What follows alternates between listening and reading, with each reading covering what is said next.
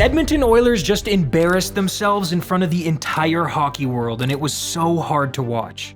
Well, actually, if you're cheering for the Panthers, or if you're like me, not cheering for either side and just enjoying the sport, it was actually pretty easy to watch, fun even, but still, what the hell was that? Games 1 and 2 were incredible, top-tier hockey, end-to-end action. There were bone-rattling hits, eye-bulging blows, certified 100% beef, X-rated dekes, city-shaking buzzer-beating goals, clutch saves, nearly 3 periods of sudden-death overtime playoff hockey, also known as the best thing to come out of any sport ever. What happened? First, let's look back at Game 2, where the Oilers had a chance to take a 2-0 series lead at home, but 30 seconds in, Evander Kane took a high sticking penalty, which allowed the Panthers to open the scoring on the ensuing power play, and of course, it was Sam Bennett who got it right after he accidentally kicked Mattias Ekholm's stick away from the play. 1-0 flaw.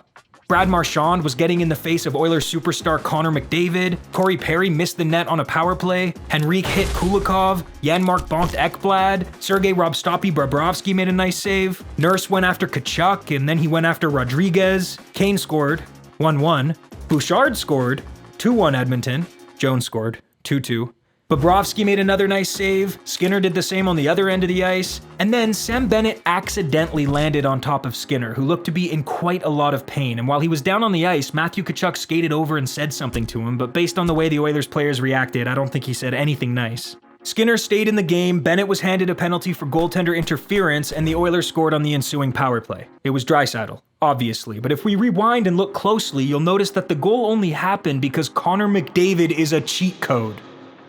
He's hacking the game of hockey. He made Alexander Barkov, who just won the award for Best Defensive Forward in the NHL, look like a 5-year-old playing hockey for the first time. What a goal! I puked all over my TV when I saw this filth go down. It was just that disgusting. 3-2 Edmonton. Jones tackled Perry to the ice for some reason, Bobrovsky robbed Bouchard, Bennett tried to embellish his way into a man advantage. It didn't work. Kane crumpled Kulikov, then Kulikov scored. 3-3, tie game. And then Mikkola was called for cross-checking, giving the dangerous Oilers power play a chance to take the lead with the man advantage, and guess what? Nugent Hopkins coughed the puck up at the blue line and Brad Marchand scored on a shorthanded breakaway. Yeah, 4-3 Panthers.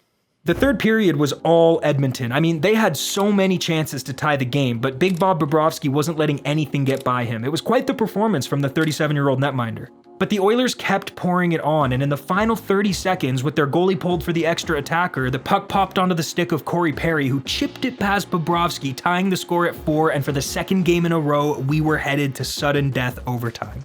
But unlike Game 1, it was the Panthers that had all the chances in overtime, and if it weren't for Stuart Skinner, the game likely would have been over a lot sooner than it was. In fact, this game took a full 28 minutes of overtime before we saw anybody score, and of course, it was a goal by Brad Marchand. His second goal of the game. Florida won 5-4 and tied the series at 1. Now, after games 1 and 2, you'd probably think, man, Game 3 is gonna be a movie. Game 3 is gonna be iconic. This is the best, most evenly matched Stanley Cup Final in years. Well, that's how I felt at least. Games 1 and 2 were incredible, but Game 3 was, incredible for different reasons. The Oilers brutally embarrassed themselves in this one, and it started as soon as the puck dropped. It only took the Panthers 56 seconds to open the scoring. It was Brad Marchand, again, obviously, 1-0 Florida. Then the Oilers took 3 penalties in the span of 5 minutes and somehow escaped unscathed, only to take another one and get scored on. 2-0 Florida. But hey, down 2 after 20 minutes is nothing, especially for a team like Edmonton. Nothing to get physically angry about or anything, at least not yet. Oh, okay. Maybe it gets better in the second period. Okay, 2-1 Panthers. A few moments later. 3-1 Panthers. Then watch this shift by Sam Bennett. I know you Oilers fans watching right now don't want to admit it, but this guy is incredible. He lays 2 big hits, cuts in on a breakaway, and roofs it? That is playoff hockey described in a single play right there. 4-1 Florida.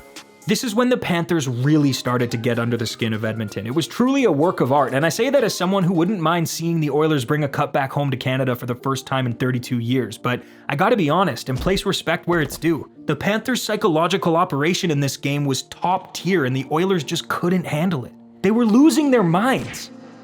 This is when they really started embarrassing themselves. I know some of you might say, No, this is hockey. If you're gonna go down, you wanna go down swinging. yeah, except they lost every single exchange they had. Not one fight or scuffle ended with an Edmonton player looking like the victor. Oh, but you wanna send a message for next game. What's the message? I don't think these little temper tantrums did anything other than reassure the Panthers players that what they're doing is working. They were in their heads, deep. And like salt in a wound, the Panthers didn't just score another, they scored a beauty. Look at this passing play. Are you kidding me? 5-1 Florida. The Oilers then replaced Skinner with their backup goalie Calvin Pickard, but that didn't do much because the Panthers scored again, 6-1. And man, the Oilers were throwing temper tantrums, hissy fits, having meltdowns, freakouts, outbursts, they were crashing out, toddler mode was fully activated. Look, I get the idea of sending a message, but what message is Jake Wallman trying to send here? He's spraying water on the team that's currently whooping his team's ass. Hey man, next time you guys try to beat us, I'm gonna make sure you get so wet and uncomfortable, so maybe let us get a couple goals next time. How about this message? Kane slashing Verhaeghe's face when he's down on the ice? Sure, he may not have hit him that hard, but still, what message is that sending? Is Verhaeghe gonna be scared next game? Is he gonna be like, Oh, Coach, I'd rather not play in Game 4 if that's alright with you. I'm kind of scared that guy Evander is gonna tap my nose again. The Oilers fell for every tactic Florida deployed in this game. For example, this didn't send a message. In fact, the Panthers probably laughed about it in the dressing room after the game. And even at the end of a spirited fight between Darnell Nurse and Jonah Gadjevich, Nurse stuck his tongue out as if to say, Got you! I won! when in reality, not only could you very easily argue that Nurse lost that fight, they were getting crushed on the scoreboard. What is Nurse trying to say here? Gotcha! Look at Gadjevich's response. Do you think he cares? Do you think this chest bump secretly means, Oh shit, we bit off more than we can chew. Oh boy. no?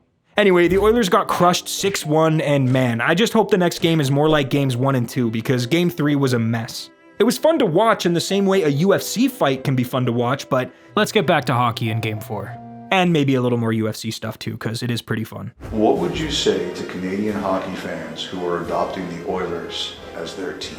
You don't have any other choice. Thank you to these knuckheads who chose to help support what I do by clicking the join button to become channel members. Thank you for watching. I'll see you later. Bye. The Panthers win! 5 big booms! Boom, boom, boom, boom, boom!